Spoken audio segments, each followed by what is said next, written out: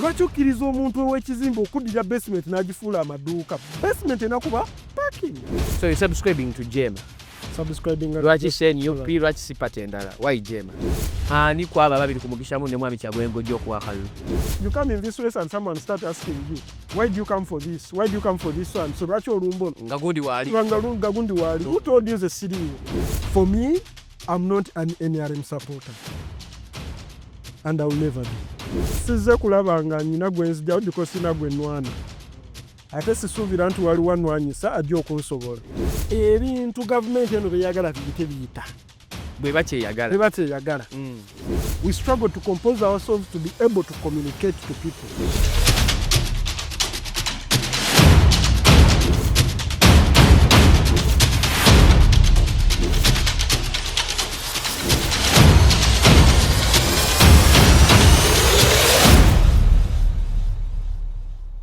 Direct shot nkulamusiza akwena josizi okubeera ng'otulaba weebale nnyo baddala omukisa gw'otuwa no subscribing ku channel yaffe waka waffe n'otuwa like buli wamu w'otusanga tukwebaza nnyo nnyini ddala olw'amaanyi g'ottaddeko. Nze John Bosco twakubuuzaako mwebale nnyo bali eddala nne gye musinzira okubeera nga mutwekuumiddeko.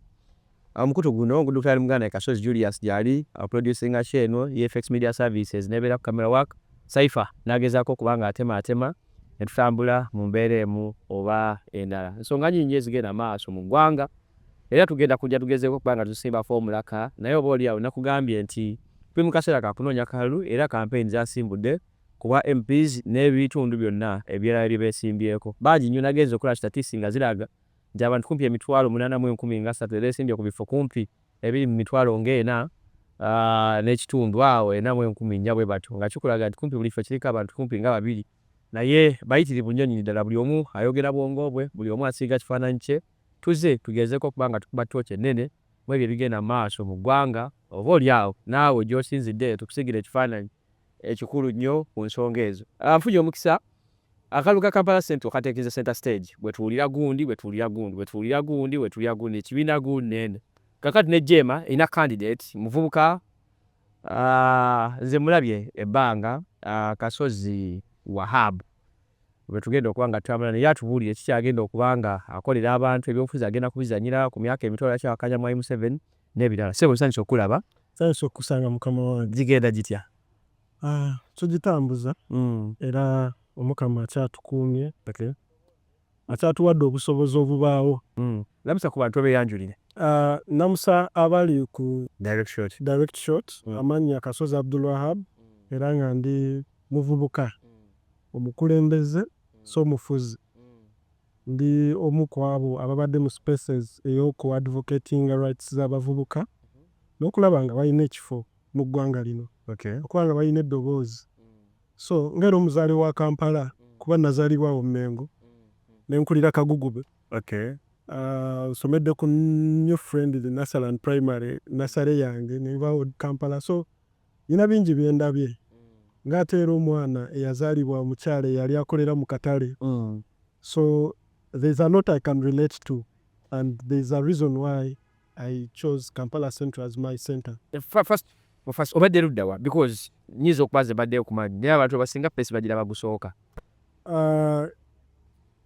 Mbadde nkula, mbadde nsoma, mbadde njiga, mbaddeyo mu abo bensuubira nti babadde balina okundaba.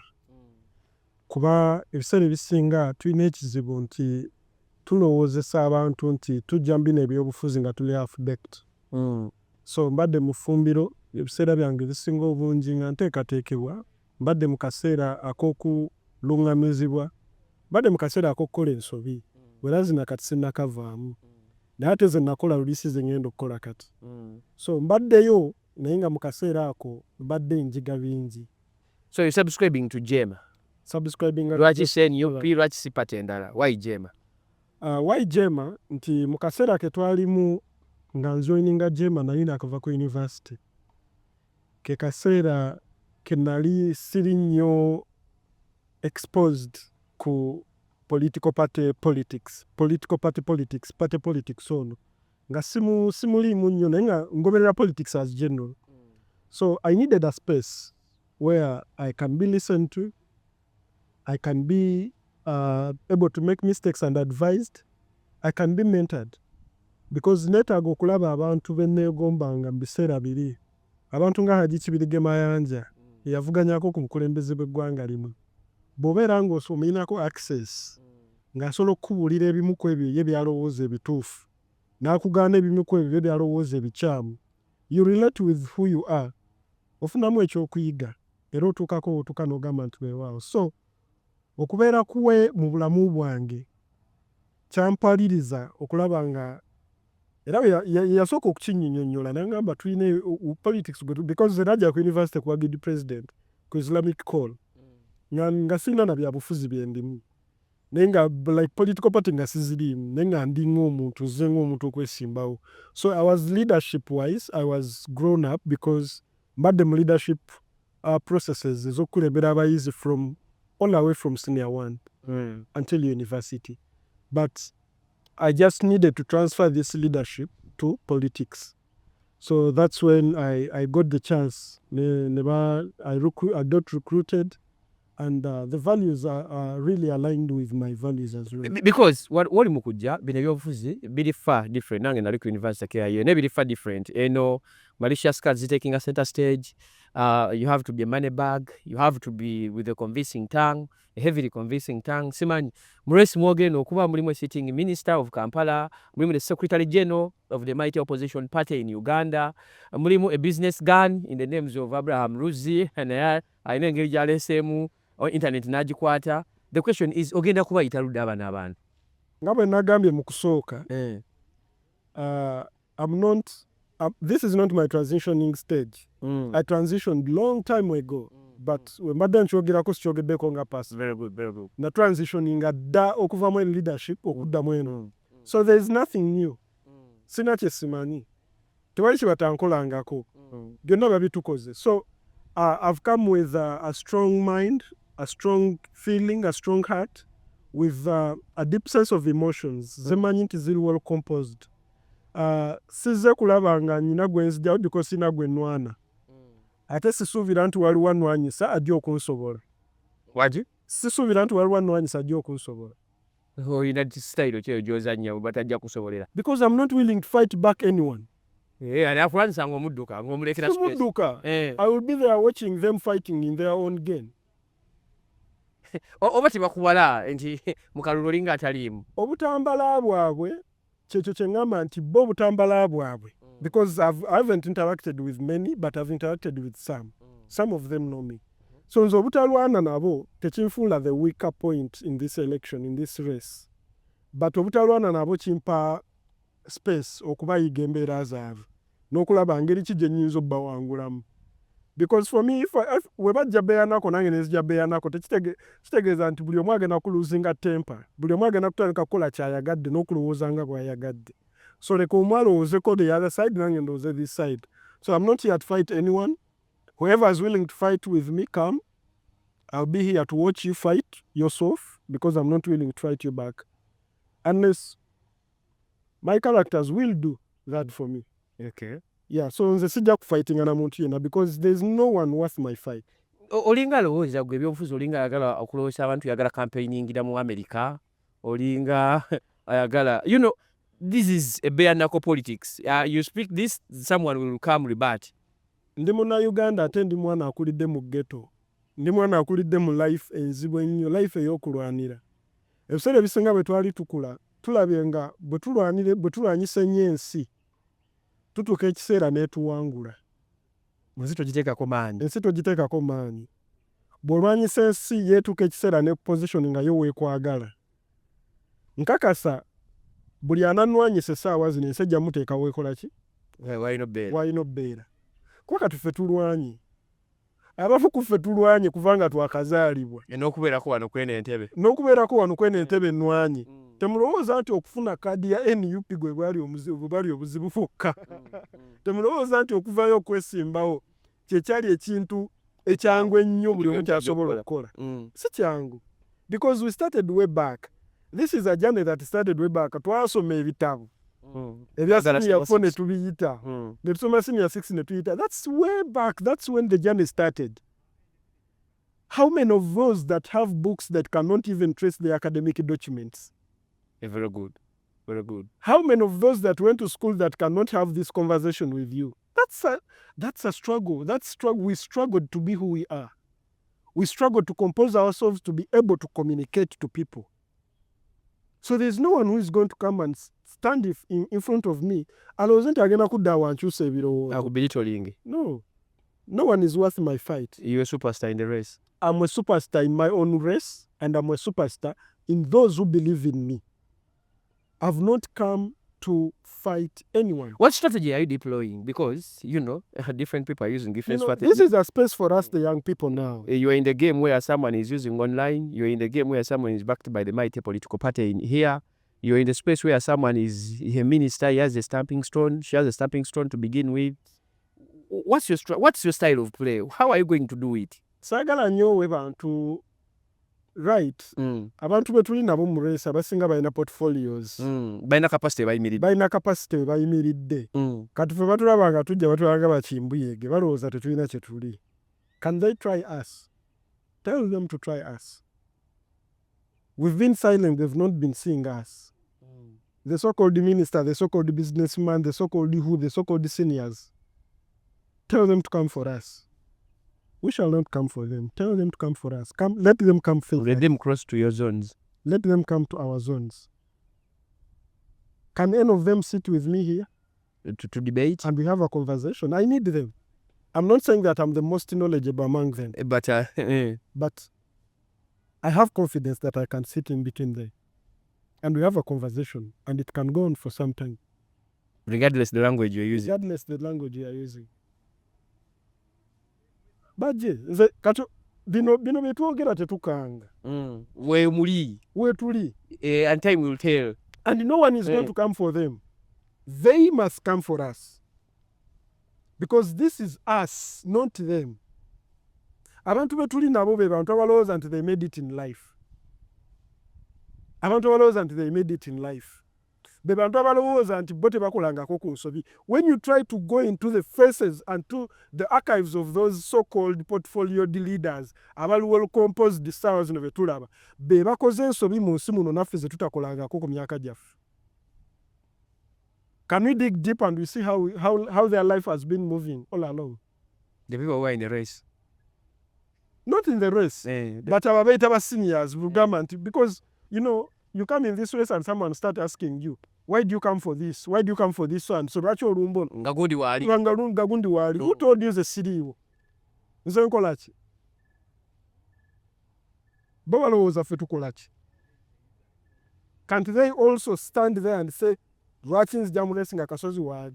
Lwaki gogo batwalanga undercards? Lwaki nze go batwalanga ngaze minor. Ngaze minor nti. Lwaki ojja mu racing Wendy? Who gave you that Wendy? Who gave you that supreme? So, and that message goes to all those people. Abali mu dockets ezinjala balowooza nti baamaanyi. Temuli. Nga batiisatiisa abavubuka abaakajja. You are nothing to us. Wairudda wa? Obadde wa? You are nothing to us. Some of them are even our parents. Very good. But ku myaka gyaffe gye tulimu kati baali tebasobola kubeera we tuli. If they had the capacity to be where we are now, let's dig deep and see. By the time they were in their 20s, where were they? Where were they? So that they start judging us. Baliwa. Okay, tugende ku reality. Oli mu jeema. Yeah. Jeema wano mu Kampala asemba kwano mubaka Hussein Kyanyuma kinjeri jeve bisanja bibiri. It is taken as a party enafu, a party ezanya ne party eri mu buyinza. Otumanyi bulungi nnyo mwami Kyabwe yakava bitundu bye bugiri nga ayogera ku mukamaawo n'ebirala olw'okubanga akolagane bana abantu. At the end of the day golowooza jeema gyogiddeko egenda kuyisaawo. Mwami Kisitu. Ndi wano bampita Kasozi Abdul Wahab. Very good. Era nga ndi muteesiteesi omukulu mu Youth League ey'abavubuka. Oba ekiwayi ky'abavubuka mu jeema. Era nga nze omu ku babadde babatembeeta okulaba nga embeera z'abavubuka mu kibiina ekyo zitambula bulungi. There is a lot I don't know and there is a lot I know. But there is a lot I cannot discuss. Very good. There is a lot I cannot discuss because not that simanyi, but it's not in my capacity.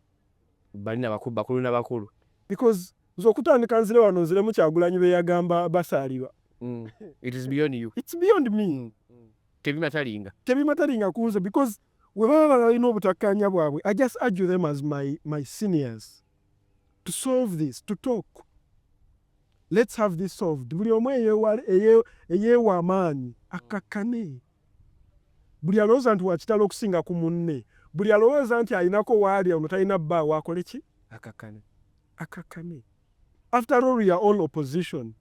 Despite the fact that we sleep in the same bed, or we don't, I don't know. For me, I'm not an NRM supporter. And I will never be. Never be kajeko time. Obudde busobola okululinga out. You know, for as long as they change the ideology.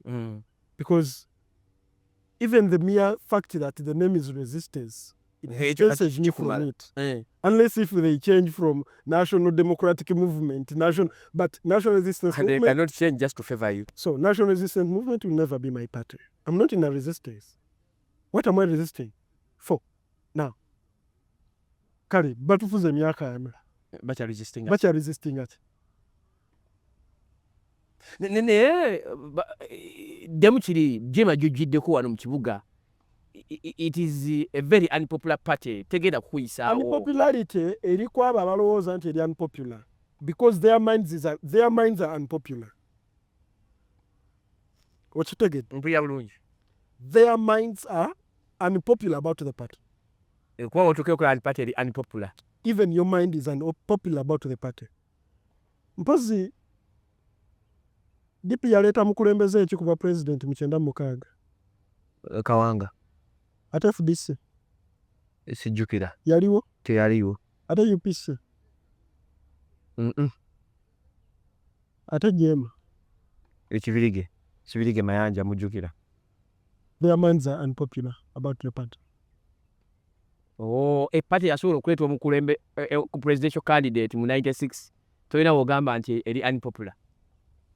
We baleeta multi-party dispensation, ne baleeta multi-party politics. Nga tuvudde mu movement. That's 2005. 2005. Jeema was among the first parties to be registered. Nzijjukira bulungi. Bw'oba tokimanyi. Ate ng'okuva re-registering, it's not a briefcase party, political party. Eyina ekitebe ekyayo ku bwakyo. Ewali mbaddewo ebbanga nga nkola omukulu. Ebadde n'obukulembeze obukyuka. Tezuukuka mu kalulu wokka.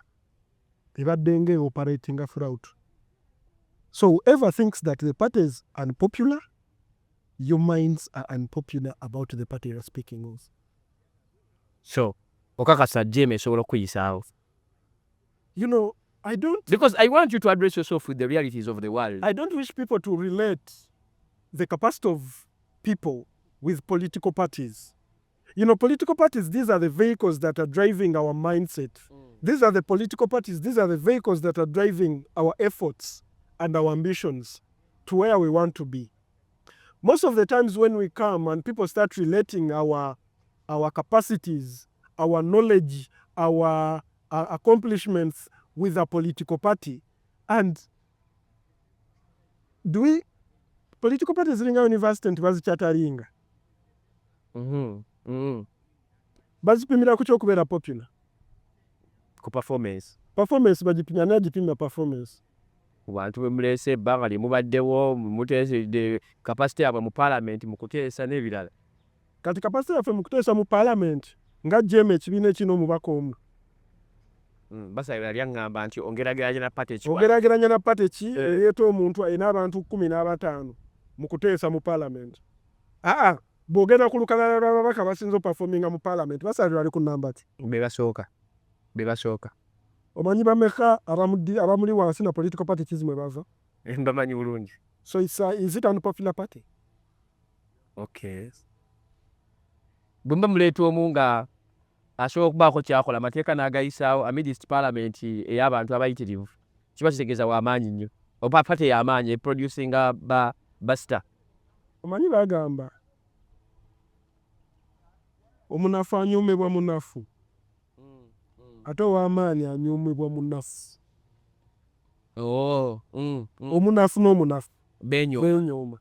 Ate omuntu alina amaanyi anyuumibwa munafu. Toyinza kusanga w'amaanyi n'aw'amaanyi nga beenyuma. Baba matebalinza.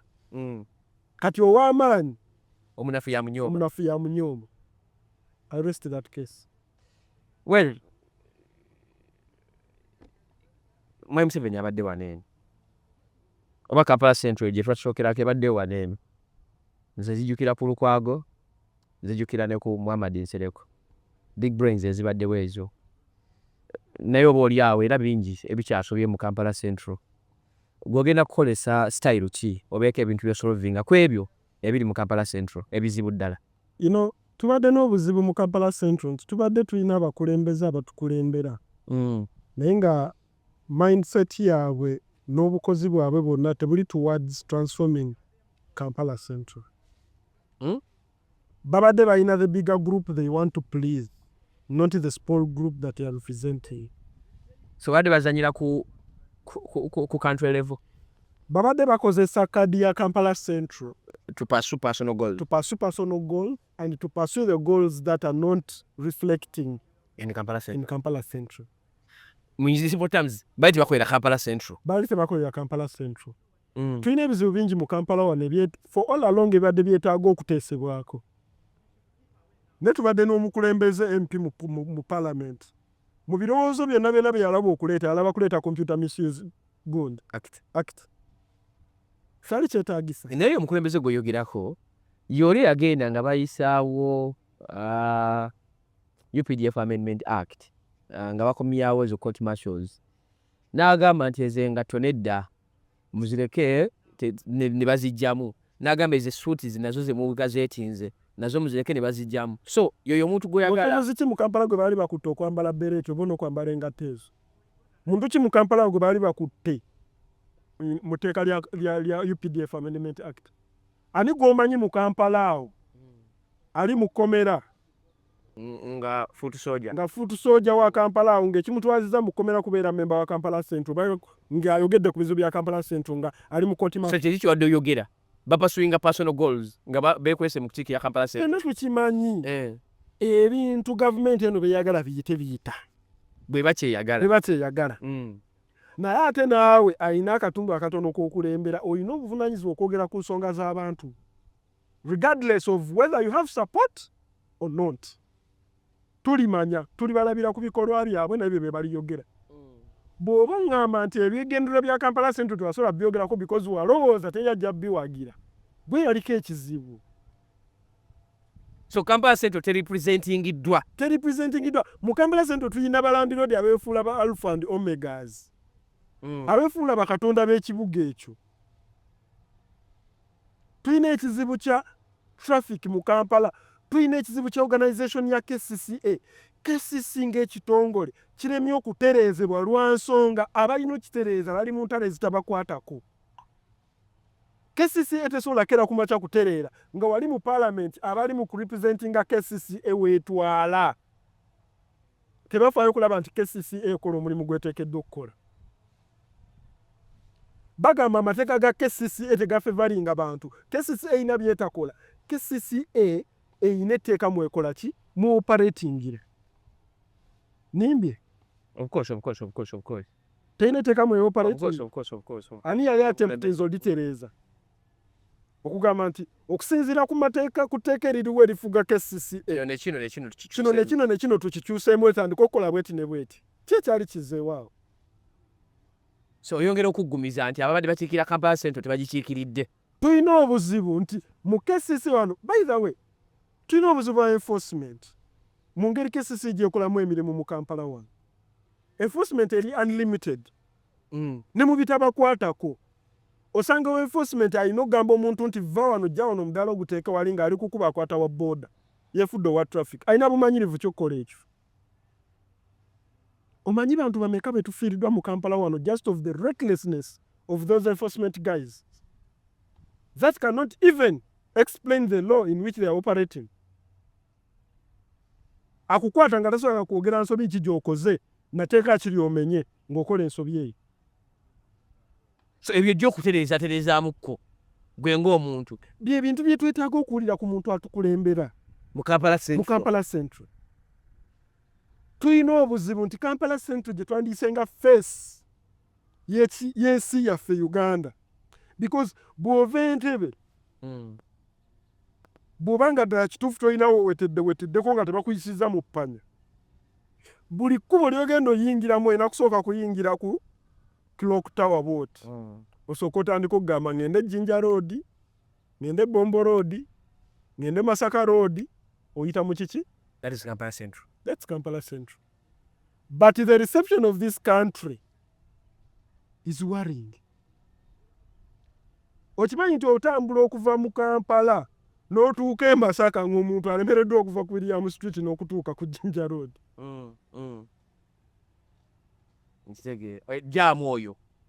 Is that what we really wish for?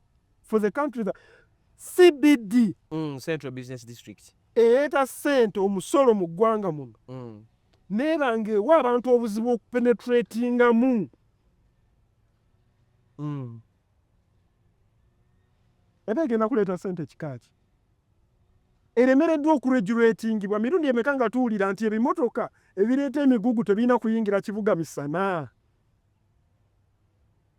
Just because those who have the mandate to legislate about it are silent. In the guise of looking for a national image. Because they know when they speak about it, no one, they suppose that when you speak about it, no one will listen. But the fact that you've spoken about it, it will go on record. Oba nawe just okontuukeyo manye ensonga lwaki teboogera ngalo influence y'abagagga. Influence y'abagagga kitegeeza if those guys are influenced by these rich people, they are not even worth being family leaders. Mu Kampala Central mubadde kati gwe bino ebyomwala, what's your point? Gw'obiraba otya? Sijja kubuuza nti gwe olina buli kimu. Gwe wali walowooza ki? Bino ebibaddewo amazzi gayingiridde bantu, gwe wali olowooza ki? Nze mwami Kisitu njagala nkubuulire, before even Hamu nga tannakwata ku mwala, before even this lamentation, before even these political figures that come to get relevance in everything that happens in the country, abantu mu Kampala amataba gabadde gabayinzirira just because baali tebalina we beekwata. Kati omwala kyekwaso bufunyi we beekwasa gwagasseeko ebizibu ebibaddewo naye nga bulijjo weebiri. Sijja kugamba nti ono mukyamu ono mutuufu. Very good. Wabula nkugamba nti how terrible our leaders have been. Kino ekizibu kibaddewo. Lwaki okkiriza omuntu ow'ekizimbe okuddira basement n'agifuula amaduuka? Basement enakuba parking. So Hamu bamwekwasa ekitono. Ebizibu bibaddewo ebya flooding mu kibuga. Ebya Hamu simumanyi. Hamu tandabangako, siina namba ye. Kirabika wanaaba alabye vidiyo eno gwe gunaagusoose n'okundaba. Simumanyi. Naye nze simanyi kyakola na be yakikola nabo. Wabula kyendiko, from the past before the present, there has been flooding in the city and the leaders have been silent. Clock Tower y'ogimanyi bulungi nnyo ng'enkuba etonnye ngijjukira.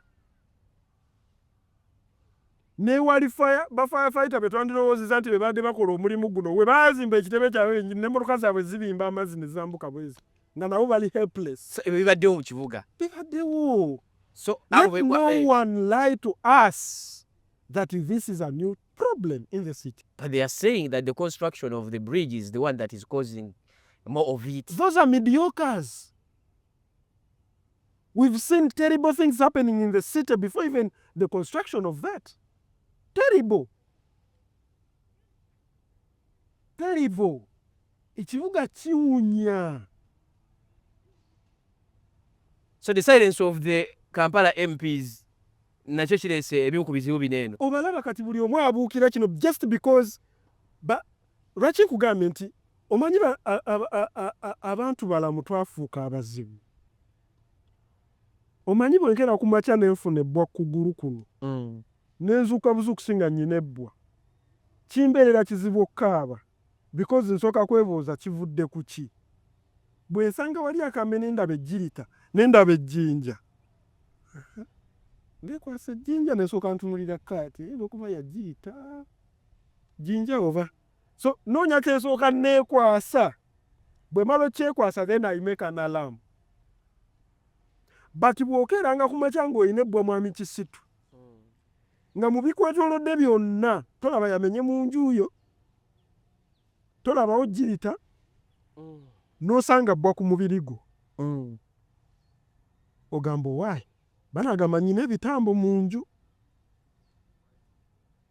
kanfe kisiiri naye nga there is a reason lwaki bweru bikoze eki. The leaders that we have babadde bakera ku makya ne balaba amabwa gano just because their logic and their mindset is too weak to analyze the challenge, to analyze the root cause. They have not been paying attention to it. Am I making sense? I'm just listening what you're saying. Listen well as you analyze it. Very good. Bibaddewo bineeno nga they are silent ngebwe baliraba. Ngebwe baliraba naye nga banoonya ekirireeta. So because of their mediocrity and their low logic, they are jumping towards harm. They are jumping towards everything that they wish that caused the harms. Then what about these political games that are being played around? This one gave in the what or no yawayo or no gundi. That's nonsense. That's nonsense. That's nonsense. That's nonsense. Kubukira kumakya n'ogamba nti bakansala bawaayo omwala ne babawa ssente. A councillor is mandated to give out the properties of the country. Do they have that mandate? Let's be logical and understanding by the way. But they are presenting a resolution. They are presenting a resolution, but how can they present a resolution yet they are giving out the property of the country? So the councillors are not mandated to give out the property of a country. Whoever is blaming them must blame who leads the councillors. Leads the councillors and who wanted that to pass. So the mayor has to be in the line. Lwaki onenya envunyu ng'eyabise ejja wali? When you go into the process of reproduction, eyekiwuka, tulina larva, pupa, ne adult. Very good. Why are you blaming the larva when the adult is there? Logic. So it is intentional. You are blaming the larva. You know very well the larva cannot move even a mile towards you. Because tulagala kwata ku adult omanyi wanaakula najja kulwana n'amaanyi ge gonna. Patch the adult. That the adult took it to himself to write even a letter. That's the right person to address this matter. The party that has got the most councillors in the council. Then, you know how this country has been operating. Naba abagamba nti they are doing things right. They are trying to make things look good. At a given moment, they are part of the mess. Isn't the Lord Mayor part of the council? Top head. Isn't he the political lead of the council? Isn't he? He is. Why is he keeping on lamenting all the time? Can't he make a move and we see something changing? Tukomao. Nina kyejagala okubuuzaamu. Tulaba campaign trail eri mu kugenda maaso bantu boogera bagenda okukolera abantu ba presidential candidates kupi bali 8. Party yoti yaleese presidential candidate. Bwenga gwa omuntu owagira ani? Mwami Kisitu. Wangi? Mwami Kisitu. Mpulira. Kisitu. Mpulira. Gakomeko ogwonga kuli. Bakusa. Mpulira. Kuba president. Gwenga gwa omuntu owagira ani? Bamanyi bonna bali 8. Naye ndabika mmanyiiko 3 oba 4. Abalala sibamanyi. Obawuliza bali 8 batomanyiiko nga 3 oba 4. Niko 3 oba 4. At this moment, ffenna tumanyi ndiki ebbanga lino gye kyolekera nere kirimu tuli mu kalule. Era ffenna tumanyi nti tugenda kulonda president agenda okukulembera eggwanga lino myaka 5 ezijja. Pato yaffe yavaayo n'erangirira mu butongole tegenda kuwagira muntu yenna wabula ewadde ba members olukusa okusobola okuwagira oyo yenna gwe balowooza nti yarepresentinga values zaabwe. My question is owagira ni kuwa president? Muwa president ngenda kuwagira oyo wishing a well for this country. Ngenda kuwagira oyo atayina bbala ku ggwanga lino. Wahab, be straight. Wagira ali kuwa president. Oli mu beating around the bush. I'm not beating around the bush. I'm coming to the point. Very good. Come straight. Because when I come to the point straight, you'll jump onto the conclusion and move. You'll not ask me why. Very good. Ngenda kuwagira oyo bannayuganda gwe batayinaako ko. Atabakolangako ki. In that case, chukulaga siri wagira mwami musi. Mwami Museveni release out. Wasigadde musanvu. Ku musanvu wajjeeko. Gambye ku musanvu. Wajjeeko. Asigadde basatu. Basigadde basatu. Wajjeeko bana ku mubashe. Basigadde basatu. Sigenda kuwagula mediocre. Who is a mediocre you have to point out? Munyagwa avuddeko. Is a mediocre? He is. Ayagala okugaba abagwira? He is. Ayagala okutaba esije? He is. Is a mediocre? Tayagala kutaba esije. Ngaba dagala kutaba esije. Yandikoze birala. Yandikoze ebitaba esije. Waliwo ebitaba esije byalina okukola. Yandi proceed with it is the right path. Okuta omuntu. That's negotiation. Mu kalulu. Teyandize mu kalulu. Very good. Tatulimba nti kyamulese mu kalulu. Yet people think that he is one of the candidates that has got one of the best manifestos. You know, as I told you, in my lifetime, I've witnessed a lot of mediocrity in those who lead us. So I don't want to give any other chance to drink on that jug again. I've had enough. You don't want to drink from that jug again. The jug of mediocrity. I don't. Very I good. hate that. Onaya lulingidwa out. Osigaza babiri. Mugisha muntu. Honorable Kyagulanyi. Ne Honorable Kyagulanyi. That will be a conversation on who amongst them will be my but I'm getting this from a point until you're going to go back to electorates bakubuze owagira ali kuwa president muonda ali kuwa president because a leader you have to be with the capacity to point at someone gwe balina okulonda gwe gwolowooza ogaidinga abantu. Anti nkugambye omukyere n'ennyama n'enkoko ebibaawo ffenna kituwa akaseera akazibu okusolawo enva z'onoolya. Very good. Kati nkugambye nnyina enkoko n'ennyama. But kati nkyaloomya birungo bituufu. Very good. Okay. Ekibuuzo kikulemye in simple terms. Tekinnemye. Bwe ndikuza ojja okumbulira answer. Sirina lwe ngenda kubulira answer ntuufu okuggyako kati. Ani kwaba ababiri ku Mugishamu ne Mwami Kyagulanyi gojja okuwa akalulu? Ngenda kuwa oyo kwaba ababiri. Gwe nnaawuliriramu emirembe. Gwe nnaalaba nti alina right as representing the community I represent. Anyway, tugende ku manifestos. Eggwanga liwuliriza ebintu bye bayita manifestos because we have read many in scripts but mu kutuuka ali okunnyonnyola abantu balina kye bali mu kwogera. Bonna betuulira ku presidential candidates osanga oli godi agende naye ng'ate yagambye nina points zange wano ze njagala okuyisaawo ne zigaanirayo. When did Ugandans ever vote according to the manifesto? Do you have proof of that? Ugandans? When? At which moment have Ugandans witnessed Ugandan vote in line with the manifesto? With the manifestos? Vanayoga twali abajja nanjogera.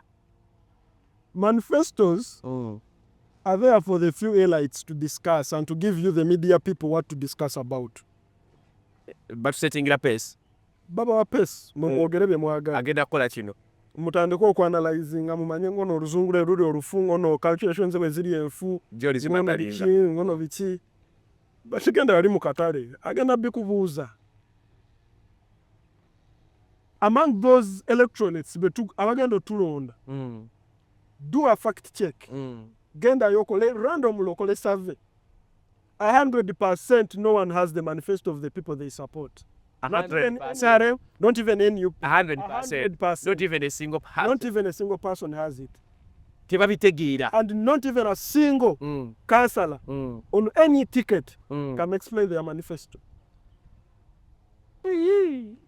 Kwero si 5 towulidde abaana bagezaako kubinnyonnyola wano bannambasa baani nga bajja batunnyonnyola. Ati nkugambye nti bw'agenda okukasaba eri baba wa manifesto ezo ne bazisoma ne bw'agenda okukasaba eri tagenda na katabo n'abagamba bannange agamba omwala guguli ekibiina kyange kiri wano ajja kubuuza ekibiina kireese bino yes kireese ebyenkulaakulana eddagala eddwaliro yes nze ttaka lyange balibba yes tugenda leeta etteeka nedda etteeka lijja kujja ani agenda okunyamba ettaka lyange balikole ki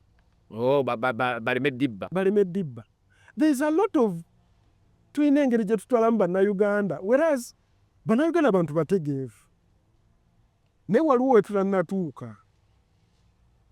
We have to do much. In democracy, there's a stage, there is a hit we haven't hit. There's a step we have not taken. There's a step we haven't stepped on in terms of democracy.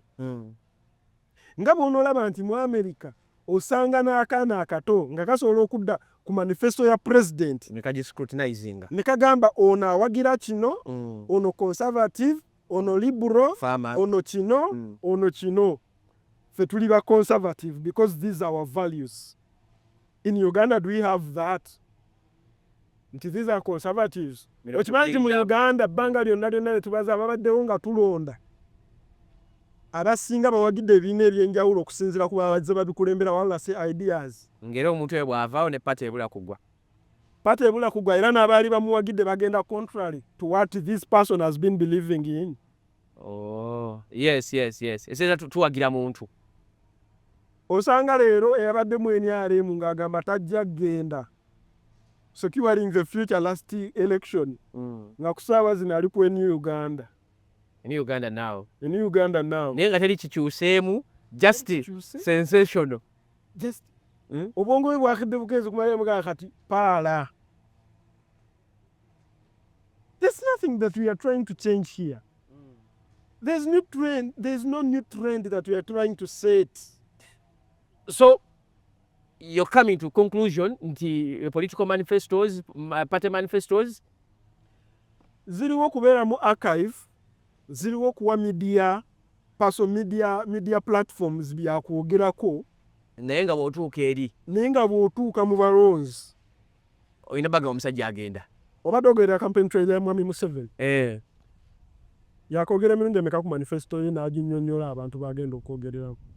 Mpulira PDM tujja kwongera abaana basomi tujja kukola bwe tuti wawulye bye yasuubiza ente wakoze calculations n'olaba nga kigatta kuba meka abali awo ne balina amaka galina okuwa so mu campaign mu Uganda olina olimba mukko n'olaba nga budget gye tuyise ey'eggwanga ati budget ey'omwaka ogujja egenda kubeera like 30% more okusobola okufacilitatinga eseegeza nga byasuubira byabasuubiza tebijja kukola wabula okubajjamu akalulina bagamba nga ne mu manifesto benoonye ente ziri watoziraba Wahab tulula mweno kamera oyogereko n'abantu ba Kampala Central ne Uganda Trade tujja kuzza obudde obunakkiriza abantu ba Kampala naddala abantu ba Kampala Central kano akaseera si kaffe kwewala lyanyi na kulaba ani asinga munna amaanyi. Kano akaseera kakulowooza ku bizibu ebyo ebitukyojjanyizza ebbanga eddene bye bigenda okureflectingira mu bakulembeze be tugenda okulonda. Tugenda kuyingira akalulu tulonde abo be tusuubira nti be bali willing to representing.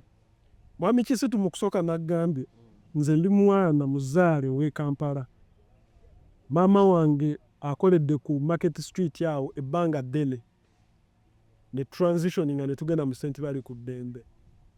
Njogera ku oyo omwana eyakuzibwa maama oba taata yali akolera ku Market Street owo nga ssaawa yonna ebyamaguzi bye KCCA ebiyoola. By then it was KCC. Nemala nefuuka KCCA ng'ebiyoola n'ebitwala ne babirya ne babyegabanya. Omuntu alina capital w'emitwalo 5 n'asabibwa emitwalo egisukka mu 2 okununula ebintu eby'emitwalo emeka? 3. Oyo muntu gwe njogerako.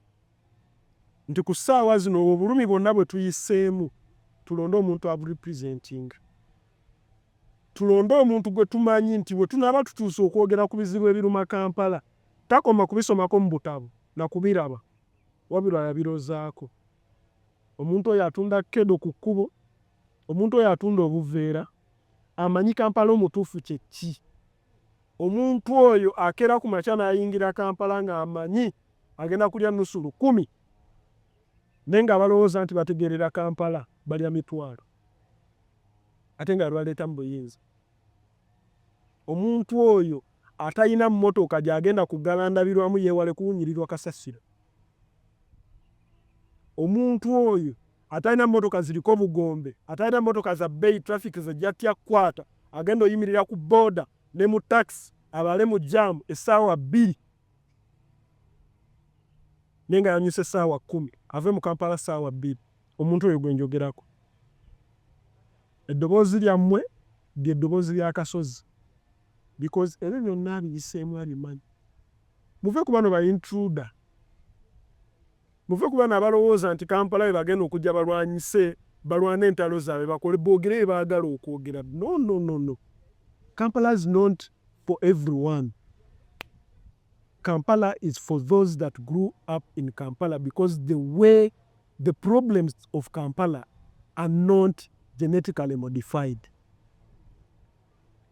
These are the problems that have been here for all the years. And you need to solve them. Tweyaziza nnyo Kasozi Abdul Wahab. Ayagala baka ba Parliament wa Kampala Central. Nze John Bosco Situ muganda ya Kasozi Julius abadde producing chair no effect media services ku kamera Saifa nagezaako kubanga abitema. Tujja kumujja ayongera okubeera nga akinnyonnyola ku nsonga ezigenda maaso mu ggwanga. Akumata kumira nteera mwera.